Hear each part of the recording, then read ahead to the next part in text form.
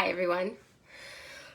So I have been really into coming in and sharing the positive things about Scorpio. I feel like I'm on a little bit of a mission to always stand up for the Scorpio archetype and Scorpio influences because it has a bad reputation. A lot of people who are really into astrology, they love to make fun of the Gemini archetype and the Scorpio archetype.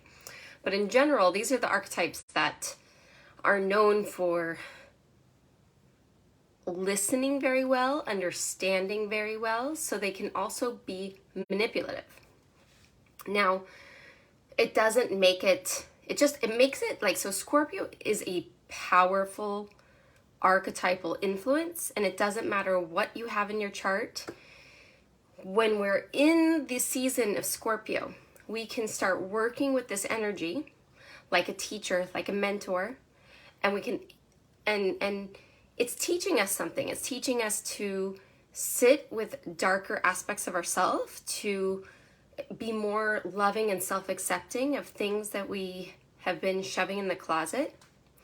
It supports us with listening to our intuition. It supports us with understanding how other people, maybe there's some other people who are manipulative in our life, and so it can really help us to tune into ways that we are being controlled.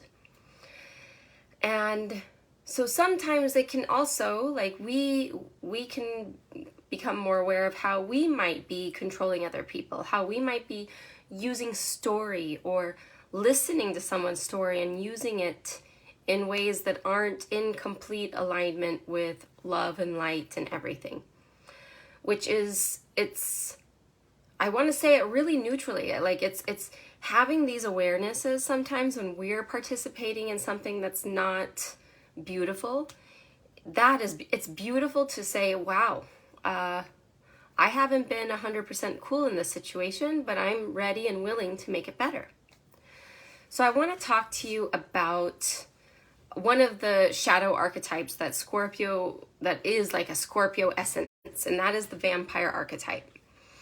And this is such an important thing. Like, lots of folklore and mythology, the themes in fairy tales and things, like, you'll see them play out in modern day life.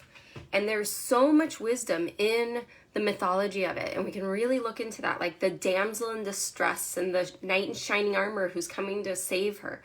That is a common modern day scenario. And I'm sure you probably know what I mean, right?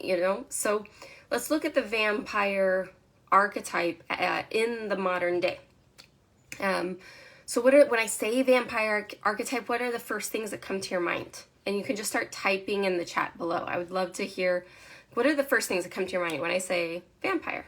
Vampire archetype, modern day vampire in your everyday relationship dynamics. What does that make you think of? Vampires are known for being very seductive, for being very persuasive. They're known for being good looking.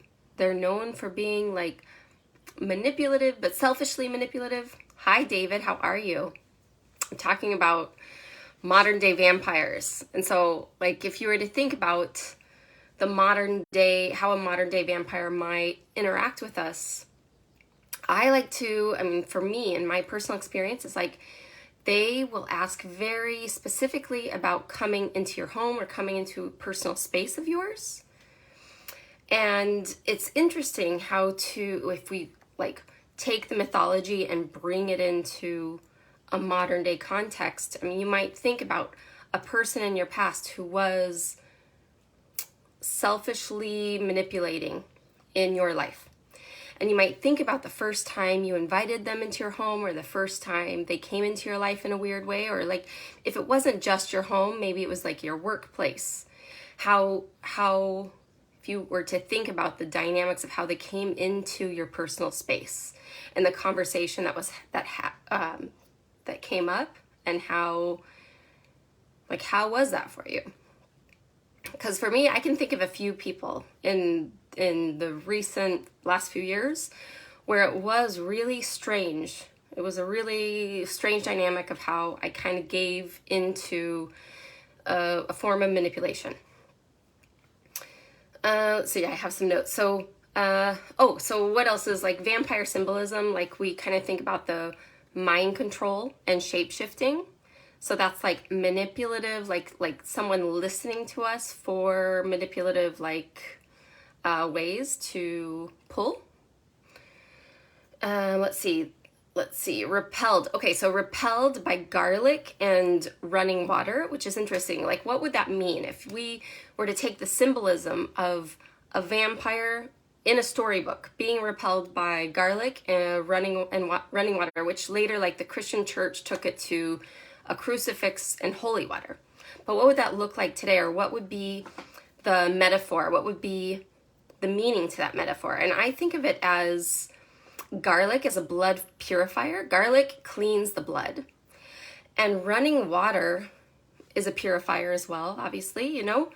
And I think makes me think about mosquitoes too, as like, it's known that when people eat a lot of garlic, or that it repels mosquitoes. And also mosquitoes love still water. They don't like running water. Like running water keeps the mosquitoes away in like a water fountain or something. But if the water fountain breaks and there's still water, it gathers a lot of mosquitoes. And I think of mosquitoes as like a way of, it's like a modern day vampire kind of symbol because they suck our blood. So, and then thing with the reflection in the mirror, like there's this mirror thing with vampires. And so when I look at that as a way of sometimes the vampire, it's shadowy in here. So for me, and the few people that I've known that I felt like was a very, like after the relationship was over, after I realized it was like an unhealthy relationship, I remember like that inability for self-reflection. And so sometimes we can see, like if you're able to have self-reflection, if I were to say to you, like, that really hurt my feelings, and your response is like, oh, I definitely didn't mean to hurt your feelings, I'm sorry about that.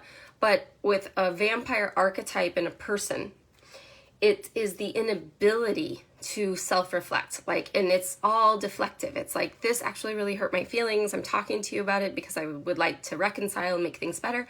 But if there's like a complete inability to reflect on their behavior, the way that other people are feeling around them, that's a big modern day vampire archetype trait.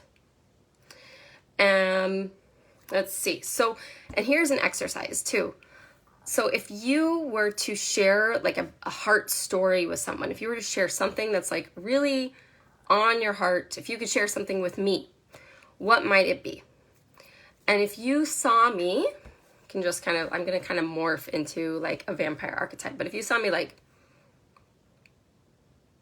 and you might know this feeling. And this is a really good practice to really understand how it feels to be listened to in a good way. How does it feel to be received by a person in a healthy, loving, safe way?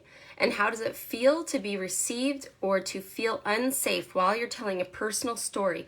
How does it feel? What does it feel like in your body? If you're telling me something that's joyous on your heart, and I'm not even really responding, but you can kind of see me, like, you can feel judgment. You can feel like sometimes it feels like the storing in that memory bank of like, I'm going to use this later when I can.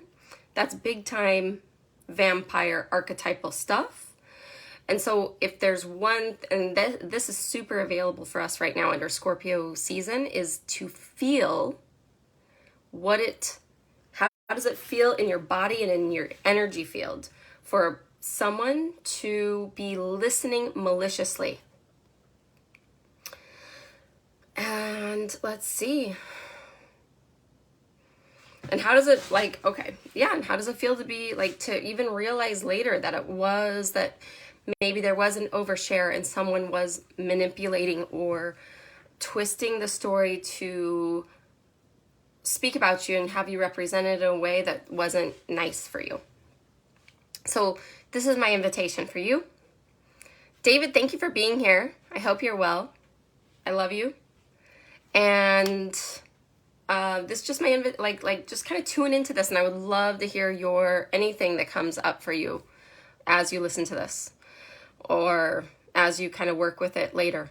If you can think about anything in the past or anything that you're going through right now, I'd love to hear more, because for me, I'm just talking about my personal experiences, but I'd love to hear more case studies. So have a beautiful day or night wherever you're watching from, and we'll talk soon.